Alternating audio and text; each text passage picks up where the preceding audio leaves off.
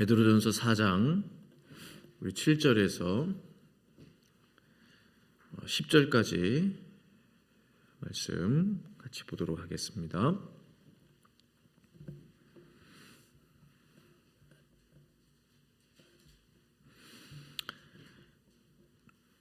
네, 우리 찾으신 줄 알고 우리 네 구절 말씀 저와 함께 합독하도록 하겠습니다. 같이 읽겠습니다. 시작. 만물이 마지막에 가까이 왔으니 그러므로 너희는 정신을 차리고 근신하여 기도하라. 무엇보다도 뜨겁게 서로 사랑할지니 사랑은 허다한 죄를 덮느니라. 서로 대접하기를 원망 없이 하고 각각 은사를 받은 대로 하나님의 여러 가지 은혜를 맡은 선한 청지기 같이 서로 봉사하라. 아멘. 네, 베드로전서 4장 7절에서 10절까지 말씀 같이 보도록 하겠습니다. 정말로 주님이 오실 때가 점점 가까이 다가옴을 느낍니다. 성경의 모든 말씀들이 하나하나 이루어지고 성취되어 가는 것을 보게 됩니다. 세상의 모든 역사들이 정말 하나님의 뜻대로 진행되어 가고 있음을 깨닫게 됩니다. 민족과 민족들을 볼 때, 나라와 나라, 국가와 국가들을 볼 때, 또 이 사회와 또 가정들과 또 개인의 삶을 보면서도, 또 교회의 모습들을 보면서도 주님의 때가 가까이 다가오고 있구나, 그런 것들을 깨닫게 돼요. 데살로니가전서 5장 2절 3절은 이렇게 말씀하고 있죠. 주의 날이 밤에 도둑같이 이를 줄을 너희 자신이 자세히 알기 때문이라. 그들이 평안하다, 안전하다 할 그때에 임신한 여자에게 해산의 고통이 이름과 같이 멸망이 갑자기 그들에게 이르리니 결코 피하지 못하리라. 그렇습니다. 성경은 이 마지막 때를 준비하라고 말씀하고 계십니다. 우리가 잘 아는 말씀이죠. 그날이 도둑같이 이를 것이다. 근데 도둑같이 이를 때의 그 분위기는 큰일 났다, 우리 정말 깨어 근신해야 된다, 이런 말을 할 때가 아니라 편안하다, 안심하라, 안전하다 할 그때에 정말 여자에게 임한 해산의 고통처럼 멸망이 한순간에 임하게 될 것이다, 그런 말씀을 우리에게 주고 계시는데요. 그래서 성경은 이 마지막 때를 준비하기 위해서 몇 가지 말씀들 우리에게 주고 계십니다. 만물의 마지막 때에 해야 할 네 가지입니다. 물론 다른 것들도 많습니다. 오늘 사도 베드로가 전하는 본문 말씀을 바탕으로 한 네 가지 말씀 나누도록 하겠습니다. 첫 번째는 기도하라입니다. 기도하라. 7절에 만물의 마지막이 가까이 왔으니 그러므로 너희는 정신을 차리고 근신하여 기도하라. 또 기도하라구나 라고 생각하실지 모르겠어요. 그러나 그냥 기도하라가 아니라 정신을 차리고 기도하라 입니다. 또한 헬라어 원문을 보시면 그러나라는 접속사가 앞에 있어요. 근데 오늘 우리 성경에는 그러나가 없죠. 이 그러나 속에는 많은 의미가 있죠. 세상은 그렇게 돌아갈지라도 그러나 너희는 정신을 차리고 깨어 기도하라. 환난과 핍박이 있을지라도 그러나 너희는 정신을 차리고 깨어 기도하라. 마음이 곤고하고 힘들고 아플지라도 그러나 너는 정신을 차리고 깨어 기도하라. 이 정신을 차리고 어떤 의미일까요? 그러한 세상과 사람과 환경에 내 정신줄을 놓지 말라는 거죠. 이 정신을 차리고, 흔히 우리 정신줄 놓지 말라. 정신줄을 놓지 말고, 즉 마음 빼앗기지 말고 더욱 깨어 기도하라 라는 말씀입니다. 말세에는 어떤 일들이 벌어지나요? 우리가 잘 아시는 말씀일 텐데요. 디모데후서 3장 1절 5절 말씀은 이렇게 말씀하고 있습니다. 너는 이것을 알라. 말세에 고통하는 때가 이르러 사람들이 자기를 사랑하며 돈을 사랑하며 자랑하며 교만하며 비방하며 부모를 거역하며 감사하지 아니하며 거룩하지 아니하며 무정하며 원통함을 풀지 아니하며 모함하며 절제하지 못하며 사나우며 선한 것을 좋아하지 아니하며 배신하며 조급하며 자만하며 쾌락을 사랑하기를 하나님 사랑하는 것보다 더하며 경건의 모양은 있으나 경건의 능력을 부인하니 이 같은 자들에게서 너희는 돌아서라. 이 말씀 사도 바울이 제자 디모데에게 보낸 편지죠. 2000년 전쯤에. 신기하게도 지금 이 시대에 벌어지고 있는 일들과 너무나 똑같아요. 흡사해요. 자기를 사랑하고 교만하고 비방하고 감사하지 않고 원통함을 풀지 않고 서로 모함하고 절제하지 못하고 사납고 등등등. 지금 이 시대에 벌어지고 있는 일과 너무나 똑같습니다. 이 모든 일들을 이겨낼 수 있는 방법은 그래서 기도밖에 없다라고 오늘 성경은 우리에게 권면하고 계시는 것입니다. 그러나 중요한 게 있어요. 기도만 하느냐? 그렇지 않다는 거죠. 기도를 하되 사랑을 함께 하라.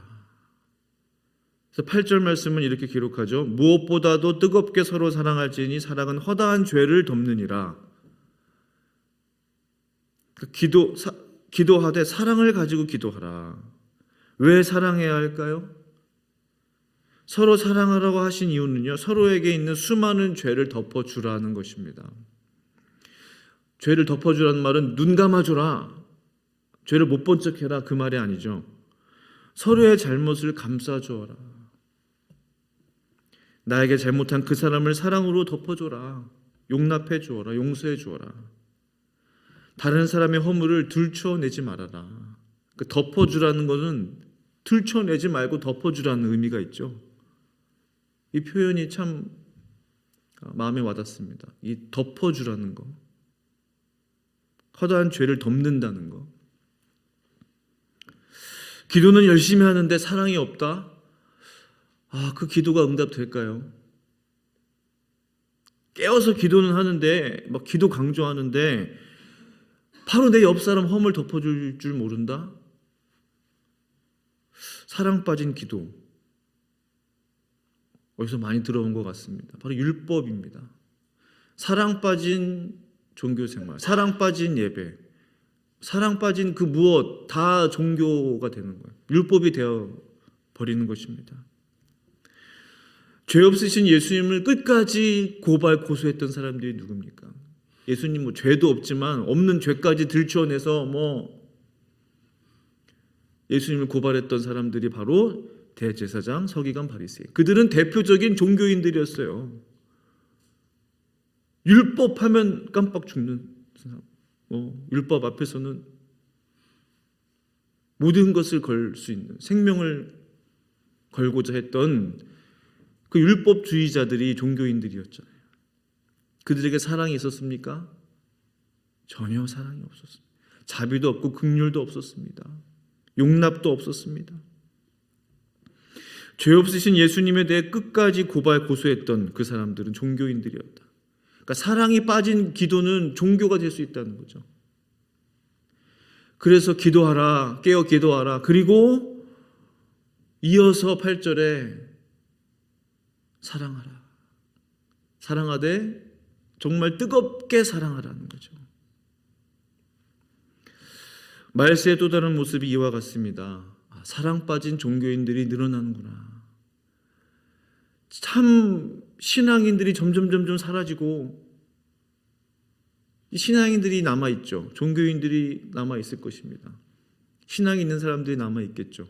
교인들이 남아있을 것입니다. 그러나 그 모습이 점점 종교인으로 바뀌어가는 거죠. 서로의 죄를 들춰내는 사람들이 많아지는 것입니다. 그러니까 제 마음에 그런 마음이 들어요. 기도하는 만큼 사랑해라. 기도하는 만큼 자비를 베풀어 주어라. 기도하는 만큼 긍휼을 베풀어 주라는 거죠. 차라리 기도하지 않고 어떨 때는 사랑이 더 많은 게 나은 것 같아요. 막 기도한다고 막 기도는 이렇게 하는데 이 사랑이 없으면 얼마나 그 위선이에요. 사랑으로 기도하라라는 말씀을 우리에게 주고 계시는 것이죠. 세 번째 말세에 우리가 취해야 할 우리 신앙의 자세 세 번째는 원망 없이 대접하라. 9절에 서로 대접하기를 원망 없이 하고 라고 했습니다. 이게 무슨 뜻일까요? 대접을 하는데 누군가를 섬기고 뭐 식사 대접하고 뭐 그런 거겠죠. 대접, 뭐 접대 대접. 근데 원망 없이 하라. 과거에 이런 성도님이 계셨어요. 평소에 아주 잘해 주세요. 그냥 제 앞에서 인사도 잘해 주시고 항상 웃는 얼굴로 선물도 주시고 식사 대접도 잘해 주시고 뭐 생기면 이렇게 주시고 참 잘 섬겨 주시는구나. 그런데 이상한 말이 들려요. 저에 대한 뒷담화가 막 들리는 거예요. 그분이 이런 이야기를 하던데요. 그러니까 겉으로는 막 이렇게 잘 섬기고 친절하고 나이스한데 뭔가 마음에 원망이 있는 거죠. 뭔가 저한테 할 말이 있는데 왜 말을 하지 않고 돌려서 다른 사람을 통해서 듣게 할까? 근데 겉으로는 문제 없어요. 고민에 빠지는 거죠. 내가 뭘 잘못했나?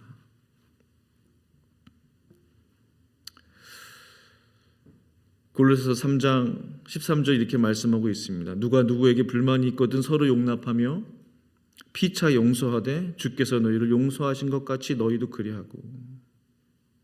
서로 용납해주고 서로 용서해주고 주님이 너를 용서하신 것처럼 용서해 주라는 거죠. 근데 마지막 때가 되면 서로에 대한 접대하고 섬기고 식사도 하고 선물도 사주고 그렇습니다. 전혀 문제가 없어 보여요, 관계 속에서. 그러나 정말로 진짜 까놓고 마음 대 마음으로 대하면 서로에 대한 원망이 가득하다는 거죠. 그런 관계들 종종 봅니다, 실제로. 겉으로 볼 때 멀쩡해요. 그런데 돌아서면 서로에 대한 원망이 가득해요. 겉으로는 친절한데 속으로는 아니에요. 말세가 되면 이런 사람들이 늘어난다는 거죠. 점점 공동체 안에, 교회 안에, 관계 속에서. 겉과 속이 다른 것입니다. 관계 속에서. 이런 공동체에 무슨 능력이 나타날까? 이런 공동체라면 하나님이 어떻게 은혜를 주실까? 서로 한 마음이 아닌 거잖아요. 서로 다 딴 마음을 품고 있는 거잖아요. 겉으로만 친절한 거잖아요. 그게 위선이죠. 말세가 되면 그런 사람들이 늘어난다는 것입니다. 그래서 골로새서 3장 13절 아까도 말씀드렸지만은 누가 누구에게 불만이 있거든 서로 용납해 주라는 것입니다. 여기서 중요한 것은 서로입니다. 쌍방간에 서로 피차 용납해 주고 용서해 주고 서로 품어 주고 덮어 주어라. 세상에 완벽한 사람이 없다라는 거죠. 우리 모두가 죄인입니다. 죄인끼리 용서해 주고 용서받아야죠.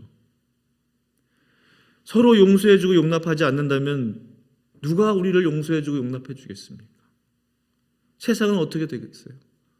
서로를 향해 손가락질 하다 끝나는 것입니다. 불보듯 뻔한 거죠.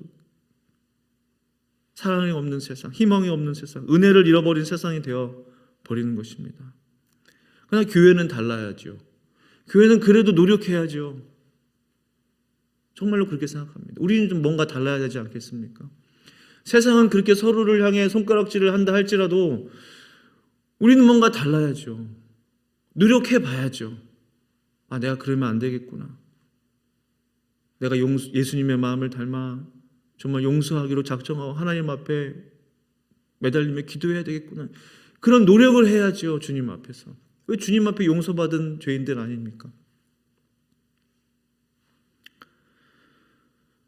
마지막 네 번째는요, 청지기 같이 서로 봉사하라 입니다. 청지기 같이 서로 봉사하라.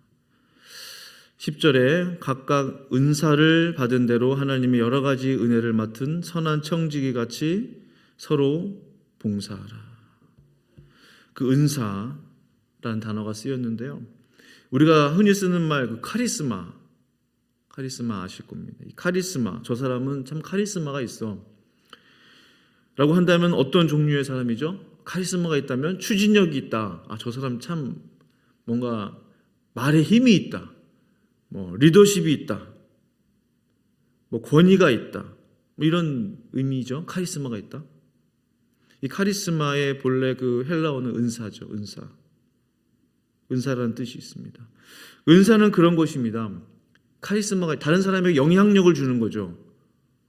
다른 사람에게 선하든 악하든 어떤 영향을 주는 것입니다. 은사가 있는 사람은 그 분야에 대해서만큼은 영향력을 줍니다.